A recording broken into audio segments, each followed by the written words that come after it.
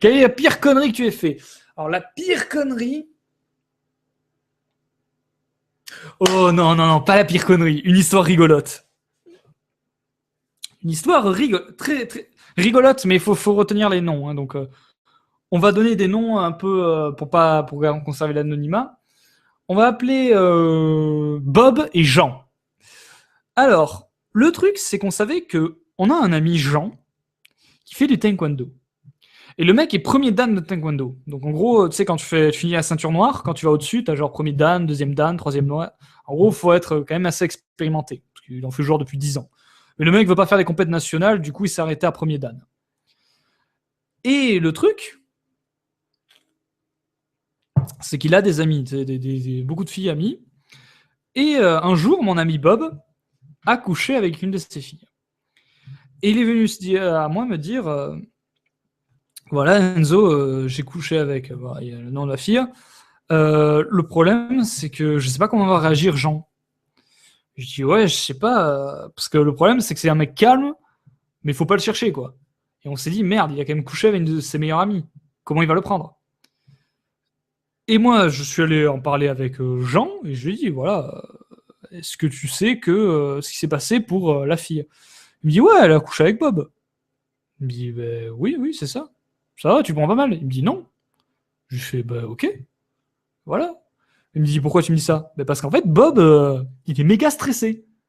Il dit attends, on va faire une blague. Donc, on a réfléchi à qu'est-ce qu'on allait faire, et on s'est dit la prochaine fois qu'on croise Bob, on va attendre que Bob me dise je vais aller présenter mes excuses à Jean. Et à ce moment-là, Jean, avant qu'il te dise tes excuses, tu vas genre t'énerver. Et c'est ce qu'on a fait. En fait, le jour venu, Bob est venu me voir, il m'a dit bon écoute, je vais dire à Jean que ce que j'ai fait, si jamais ça part mal, je sais pas ce que je vais faire. Je lui dis vas-y. Et au moment où il s'approche de Bob, Jean il pète un câble, il dit oh putain, me parle pas, je suis énervé. Et t'as Bob, il lui dit qu'est-ce qu'il y a? Ah ben c'est, il dit le nom de la fille, c'est machin, elle a couché avec un type alors qu'elle était bourrée et elle est enceinte. Là t'as Bob, il devient blanc, mais blanc, blanc, mais genre, mais tétanisé. Il regarde Jean. T'as Jean, il pète un câble, il donne un grand coup dans un arbre avec le coup de pied. Genre, ah, je suis énervé. T'as Bob, tu crois qu'il est à 2 points de s'évanouir. Il lui regarde, il dit, tu sais quoi le pire?